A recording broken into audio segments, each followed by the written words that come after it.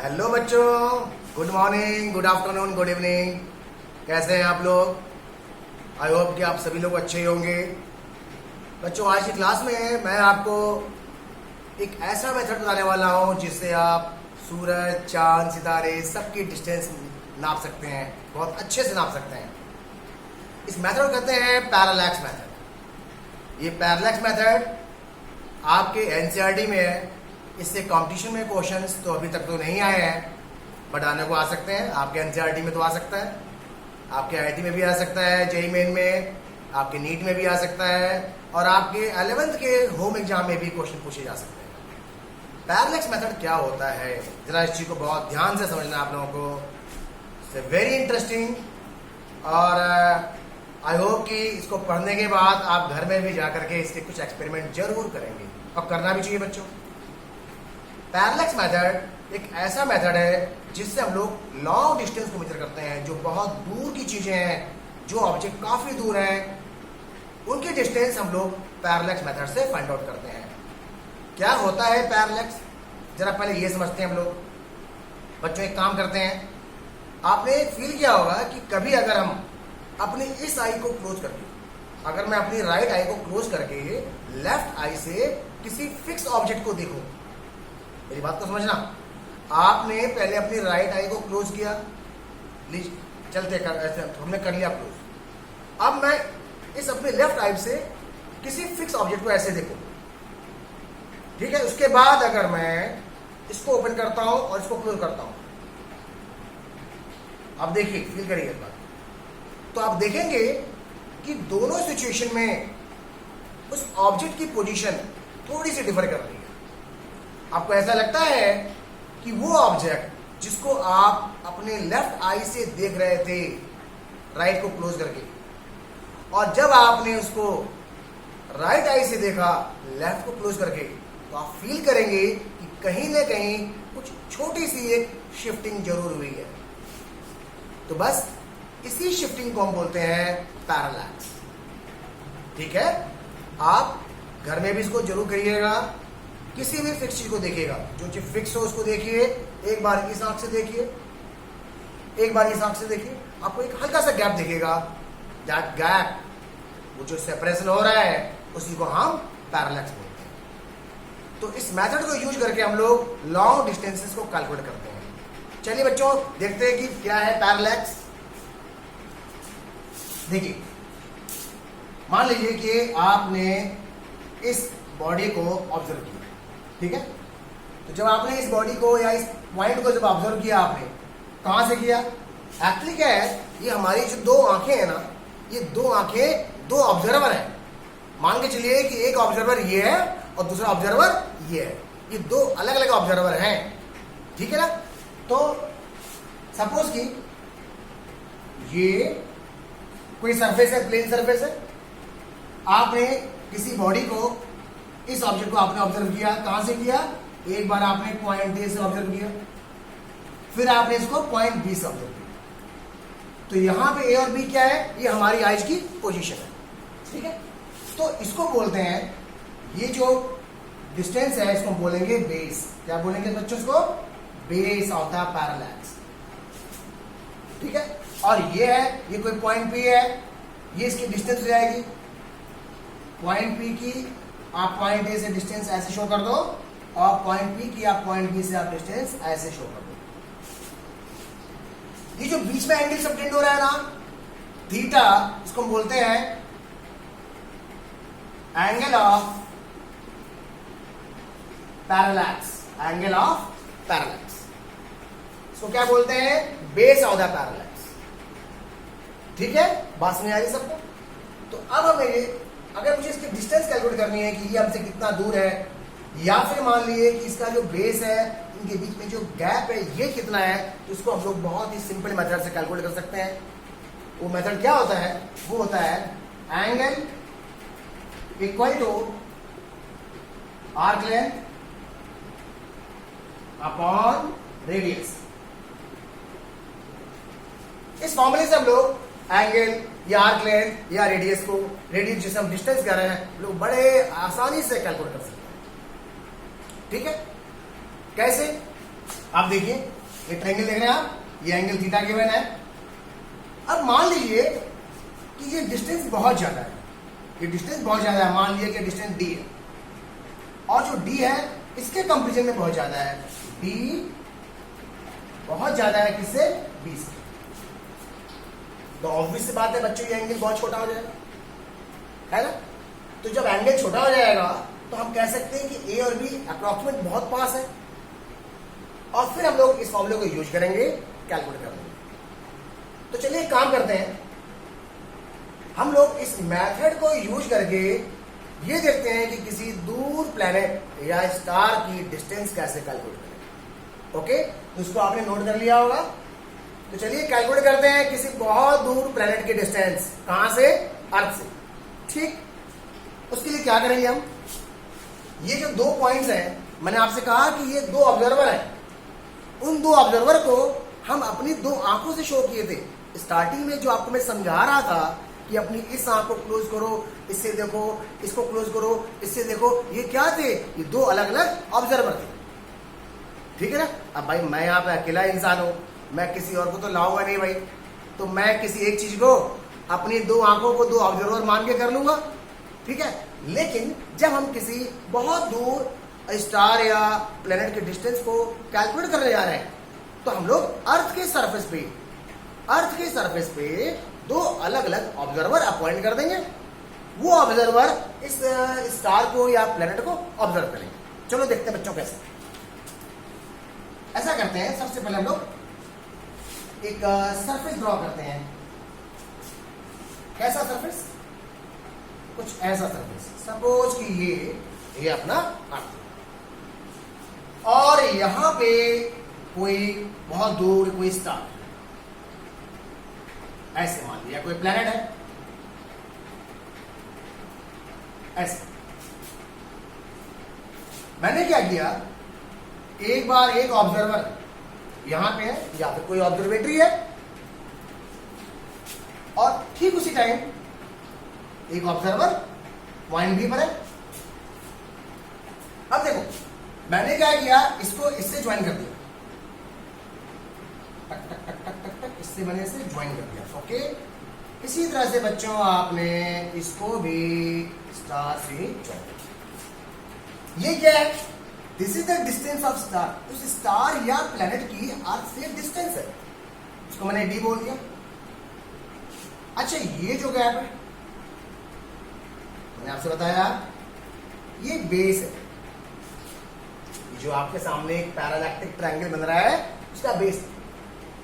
अब देखो ये डिस्टेंस एस ए और एस बी इक्वल होंगे, बहुत दूर है ये। तो अगर मैं इसको सेंटर जूम करके एक सर्कल ड्रॉ करूं, इसको सेंटर जूम करके अगर मैं उस स्टार या प्लेनेट को एक सेंटर जूम करके, सेंटर मान करके अगर एक सर्कल ड्रॉ करते हैं, तो बच्चों को कुछ ऐसा आएगा, दिख रहा है आपको, ऐसा ऐसा है। अब इसका मतलब अगर ये सर्कुलर पार्ट है तो हम क्या कहेंगे, S A equal to S B, that equals to D, मतलब डिस्टेंस। अब मेरे को यही डी कैलकुलेट करना है। अब हमने ये ऑब्जर्व किया कि जो दोनों ऑब्जर्वर हैं ए और बी, जो दोनों पॉइंट है, जब उन दोनों पॉइंट से इस स्टार को ऑब्जर्व किया गया तो जो बीच का एंगल बन रहा है वो थीटा है। तो what is the theta, theta is the parallactic angle या angle of parallax, parallax angle. Okay बच्चों, समझ आ गया, थीटा हमें गिवन। अच्छा, अब देखो अगर ये डिस्टेंस देख रहे हो ना, इसके रिस्पेक्ट में कम है, तो हम ये भी बोल सकते हैं, क्या बोल सकते हैं, कि जो आर्क लेंथ है, this arc length is approximate equal to B, arc length approximate equal to B. तो क्या करेंगे हम लोग, theta is equals to arc length B upon D. तो बच्चों यहां से डी की वैल्यू कितनी आ जाएगी, बी अपॉन थीटा। बस एक बात का ध्यान देना है यहां पर, the angle theta should be in radian. इसको हमें डिग्री में यूज नहीं करना है, इसको हमें रेडियन में यूज करना है। जब भी कभी बच्चों हम लोग angle equal to arc upon radius formula use करेंगे तो हमें एंगल को रेडियन में यूज करना होता है। मैं आपको रेडियन और डिग्री के बारे में पहले बता चुका हूं, ठीक है। तो मैं यहां लिख देता हूं थीटा इन रेडियन। ओके बच्चों, इसको आपने नोट कर लिया, ये आ गया इक्वेशन नंबर 1। ये फॉर्मूला किसके लिए आ गया? Distance of the planet. अब अगर आपसे बोलता है कि मुझे उस प्लैनेट का डायमीटर बताओ, उस प्लैनेट का डायमीटर, तो देखिए क्या करेंगे हम लोग। वो प्लैनेट कहां है? ये रहा, दिख रहा है आपको गोल गोल।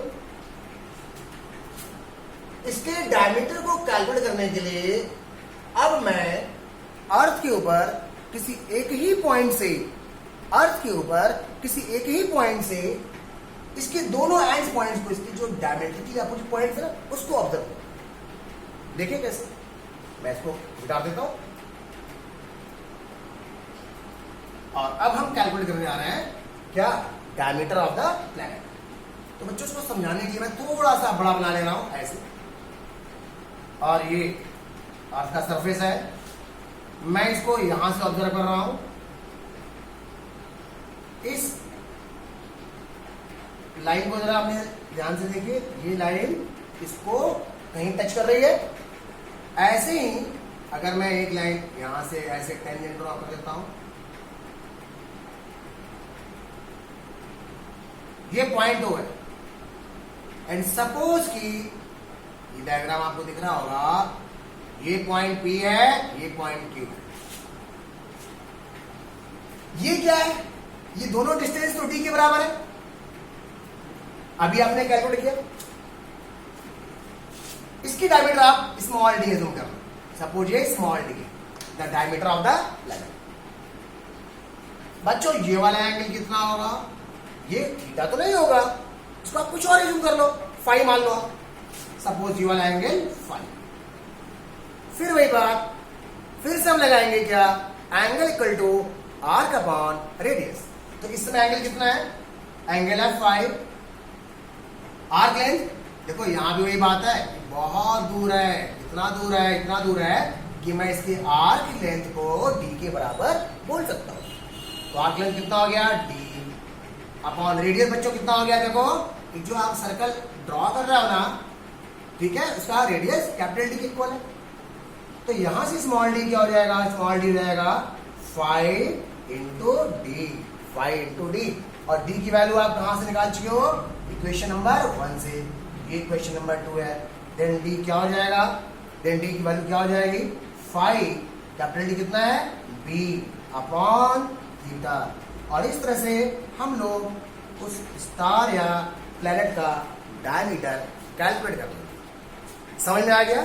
बहुत छोटा सा टॉपिक है, ठीक है ना। बट कभी कभी आपके एग्जाम में पूछा जा सकता है, तो हम ऐसा रिस्क क्यों लें कि एग्जाम में आ जाए और फिर सोचें अरे यार सर ने पढ़ाया था, काश पढ़ लिया होता। तो बच्चों बाद में काश कहने का मौका ना मिले, इसलिए इसको अभी पढ़ लो, है ना।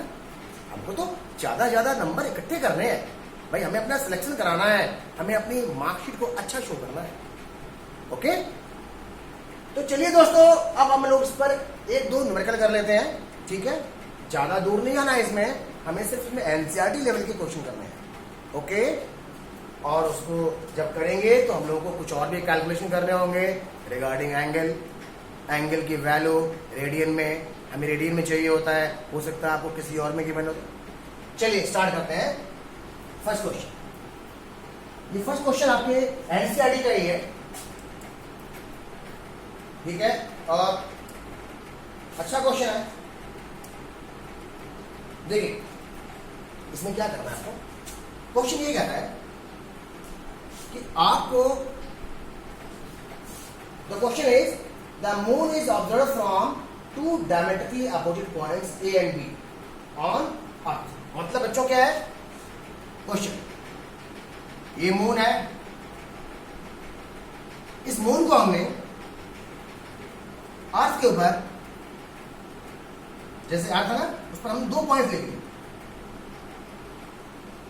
Point A and point B हमने यहां पर, यहां से हमने मून को ऑब्जर्व किया। चलो मून को थोड़ा छोटा बना देते हैं, ऐसा बना देते हैं, यहां से ऑब्जर्व किया। आगे कहता है the angle theta subtended at the moon by the two directions of observation is 1 degree 54 minute. मतलब बच्चों अगर मैं इस मून को इन दो पॉइंट से ऑब्जर्व कर रहा हूं तो ये कुछ ऐसा है।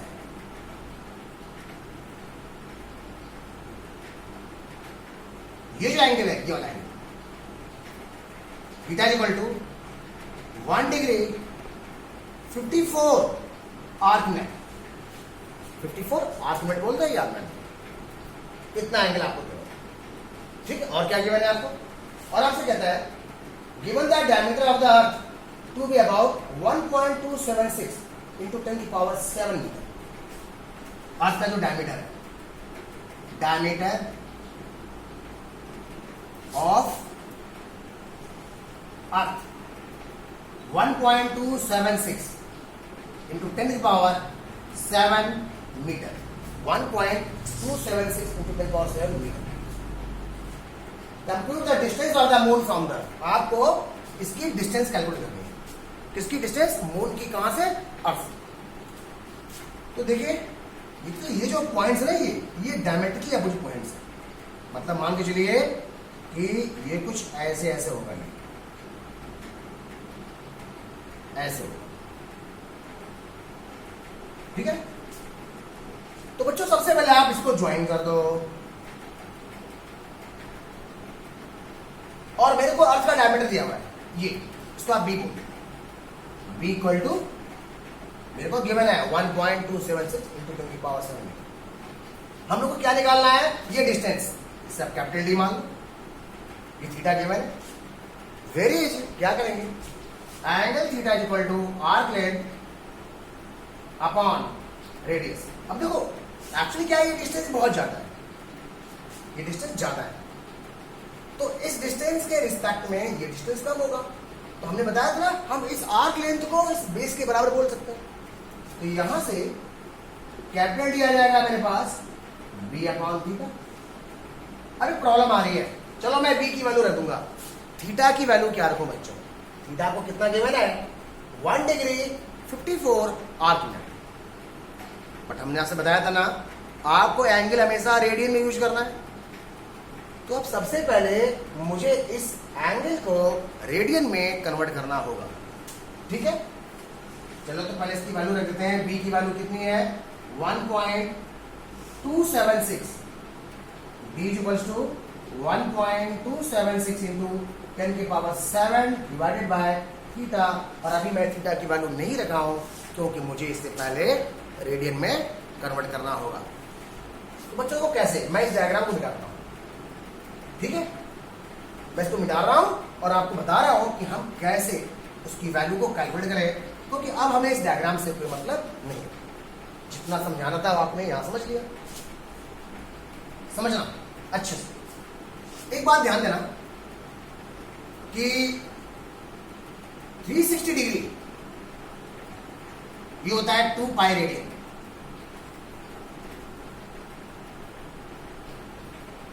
360 degree equal to 2 pi radian. 1 degree किसके इक्वल होगा, 2 pi by 360 radian.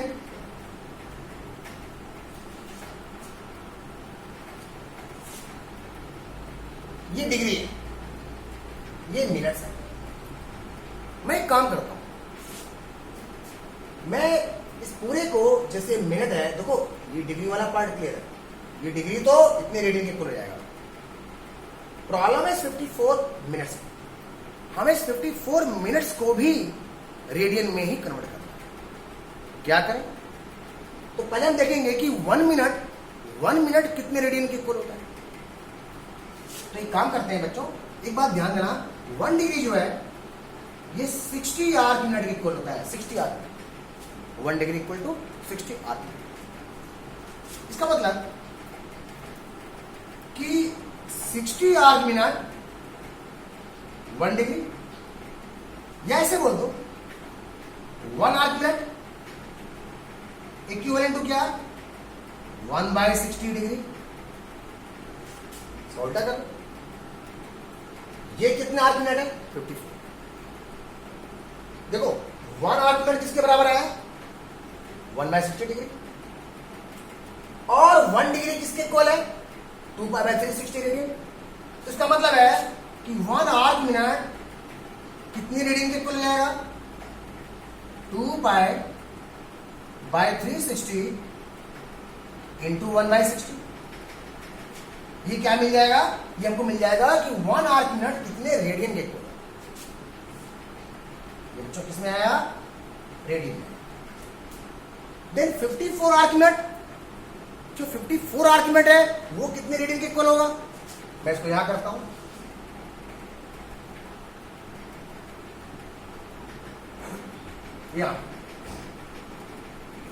So 54 arc minute equivalent to, इसमें हम लोग 54 का मल्टीप्लाई कर देंगे, 2π इंटू 54 अपॉन 360 इंटू 60। क्या मिला, ये रेडियन। देन टोटल एंगल कितना हुआ, टोटल एंगल जो थीटा हो जाएगा वो 1 डिग्री, 1 डिग्री मतलब देख रहे हो आप उसको, 2π/360 प्लस इतना, और ये भी तो है, ये कितना है, 2π/360 इंटू 60 54। सॉल्व कर लीजिए, 2π/360 कॉमन लीजिए आप, 1 प्लस 54 अपॉन 60 किसमें आया, ये रीडिंग में आया। आप जैसे ही ये वैल्यू आप यहां रख देंगे, यहां पे इसको सॉल्व करिए, तो 2π/360 इंटू 60, एलसीएम लेंगे आप, 60 प्लस 54 कितना हुआ, 114 अपॉन 60, 114 अपॉन 60 रेडियन। अब आप ये वैल्यू यहां रखिए, यहां जैसे आप ये वैल्यू यहां रखेंगे आपके पास मून की डिस्टेंस आ जाएगी। कितनी आ जाएगी, इसको आप जल्दी से नोट कर लीजिए, नोट करिए, और आप ये वैल्यू यहां रखिए। ओके, पाई पता है आपको, पाई कितना होता है, पाई होता है 3.14। ठीक है, आपको जो इसकी अप्रोक्सीमेट वैल्यू लेनी है वो 3.14 लेनी है। तो बच्चों इसके बाद मैं सीधे यहां पर वैल्यू रख रहा हूं और सॉल्व करके आंसर निकाल लेता हूं। Then this b equals to 1.276 into 10 की पावर 7 अपॉन थीटा कितना है, थीटा है 2π अपॉन 360 इंटू 114 अपॉन 60। आंसर आएगा मेरा किसमें आएगा बच्चों, मीटर में, और ये आता है 3,84,000 किलोमीटर। या इसको ऐसे बोल दो, 3.84 इंटू 10 टू द पावर 1 2 3 4 5, और मीटर में कर लो 5 + 3 8 मीटर। ये हमारा आंसर आ जाएगा, the distance of moon from earth. तो आई होप कि आपको ये चीज समझ में आया होगा। आप इसे फिर भी एक बार वीडियो को पॉज करके अच्छे से देखिएगा, आप सारे कैलकुलेशन खुद करिए। तो जब आप खुद कैलकुलेशन करेंगे तो आपके अंदर एक अलग से कॉन्फिडेंस आएगा बच्चों, ठीक है ना। चलिए एक और क्वेश्चन करते हैं हम लोग, ठीक है, मैं इसको मिटा देता हूं बच्चों। अगला क्वेश्चन भी पैरेलक्स मेथड पे है। क्या है ये, देखिए ये क्वेश्चन भी आपके एनसीईआरटी का है। The question is the sun's angular diameter is measured to be 1920 arcminute. Okay, sun's angular diameter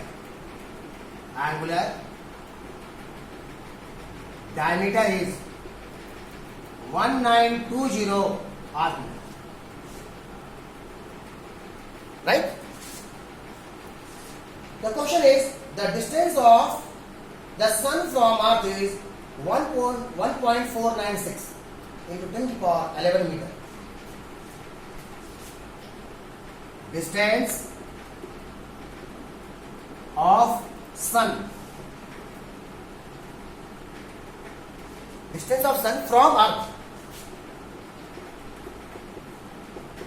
is 1.496 into 10 to the power 11 meter. Find the diameter of the sun. Find the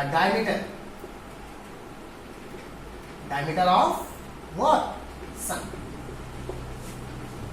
बच्चों बहुत आसान सा question है, एकदम simple सा application of क्या, angle equal to arc upon radius. लेकिन आपको यहां पर एक चीज ध्यान देना है, फिर से आपको जो एंगल दिया हुआ है वो डिग्री में नहीं गिवन है, आपको रेडियन में नहीं गिवन है, आपको आर्क मिनट में गिवन है।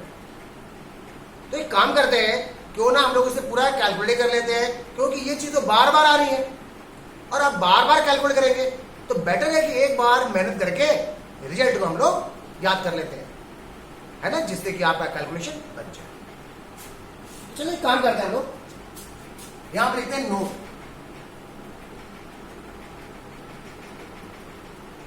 नोट में एक बार फिर से 360 डिग्री 2 पाई रेडियन के इक्वल होता है, इसको आप याद रखेंगे और आपको याद भी है, मुझे पता है। 1 डिग्री 2 पाई बाय 360, या ऐसे बोल दो pi by 180, pi upon 180 radian के इक्वल होता है। ओके, 1 डिग्री 60 आर्क मिनट के इक्वल होता है। 1 आर्क मिनट 60 आर्क सेकेंड इसके इक्वल होता है। और जब हम उसको कन्वर्ट करेंगे बाय द यूनिटी कंसेप्ट, तो ध्यान दीजिएगा, आपका जो 1 डिग्री है, अगर मैं इसकी पूरी वैल्यू निकालता हूं, ये जो value 1 degree is equivalent to, ये आपका आंसर आता है सॉल्व करने पे 1.745 इंटू 10 की पावर -2, 1.745 10 की पावर -2 रेडियन। बच्चों इसको जरूर याद रखिएगा, ये इसका आंसर। आपने जब पाई की वैल्यू रखी, सॉल्व किया तो आंसर आ गया 1 arc minute equal to 1.745 into 10 की पावर -2 रेडियन। सिमिलरली अगर मैं बात करता हूं 1 आर्क मिनट किसके इक्वल होगा, तो ये होता है 2.91 इंटू 10 की power -4। 1 arc minute equal to 2.91 into 10 की पावर -4 क्या, रेडियन। 1.291 इंटू 10 की पावर -4 रेडियन। ये वैल्यूज आप जरूर याद रखिएगा। और 1 आर्क सेकेंड ये होता है 4.85 इंटू 10 की पावर -6। मैं इसको यहां लिख देता हूं, 1 arc second equals to 4.85 into 10 की पावर -6, 4.85 इंटू 10 की पावर -6 रेडियन। तो स्टूडेंट्स ये बार बार आपको कैलकुलेशन ना करना पड़े, इसलिए आप इनको जरूर याद कर लीजिएगा, ठीक है। मैं इसको यहां नोट कर देता हूं, 1 arc second is equals to 4.85 into 10 की पावर -6 रेडियन। नेक्स्ट टाइम आप इसको डायरेक्टली यूज कर सकते हैं। तो बस अब क्या है, सारा कैलकुलेशन तो एंगल वाला था, सीधे सीधे फॉर्मूला लिखते हैं, angle equal to arc upon radius, value रखते हैं और अपना आंसर निकालते हैं।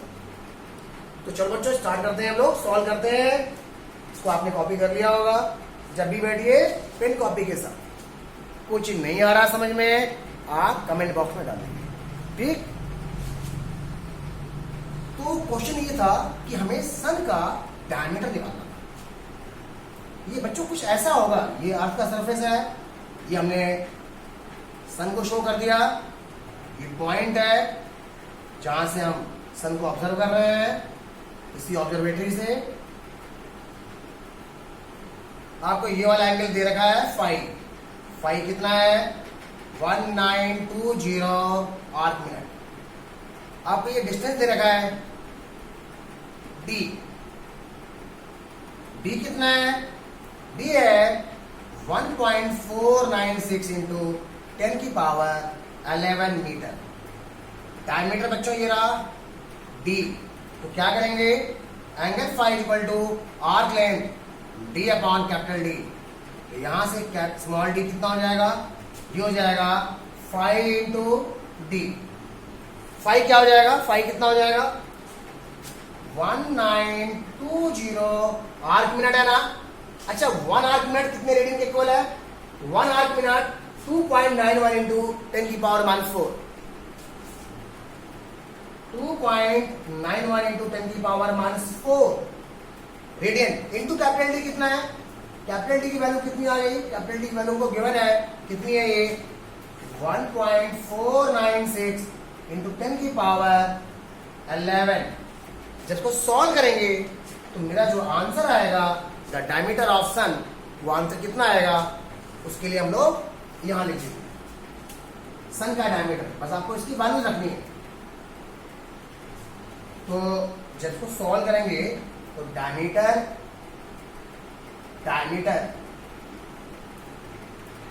Of sun D equals to 1920 into 2.91 into 10 की पावर -4 इंटू 496 इंटू 10 की पावर 11। सॉल्व किया उसका फाइनल आंसर आएगा बच्चों, that will be very easy. वो आंसर आता है 1.39 इंटू 10 की पावर 9 मीटर।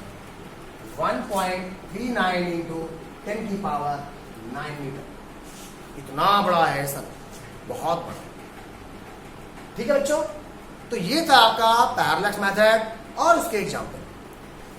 आई होप कि आपको समझ आया होगा, और अगर नहीं समझ आया होगा तो आप वीडियो को बार बार पॉज करके देखिएगा, बिल्कुल समझ आएगा।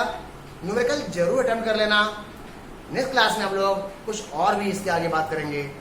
ओके, और जो बच्चे पहली बार इस चैनल को देख रहे हैं, इस वीडियो को देख रहे हैं, तो उनसे रिक्वेस्ट है कि आप उसको लाइक और सब्सक्राइब जरूर करिएगा, अपने फ्रेंड्स को शेयर करिए, ये फ्री है। और अगर आप लोग इसके साथ अटैच हैं, जुड़ गए हैं, तो हम आपकी लाइव क्लास भी ले लेंगे। ठीक है बच्चों, तो मैं Arun Prakash Sharma, physics Guru of Kota, आपको नमस्कार, बाय, गॉड ब्लेस यू बच्चों, टेक केयर।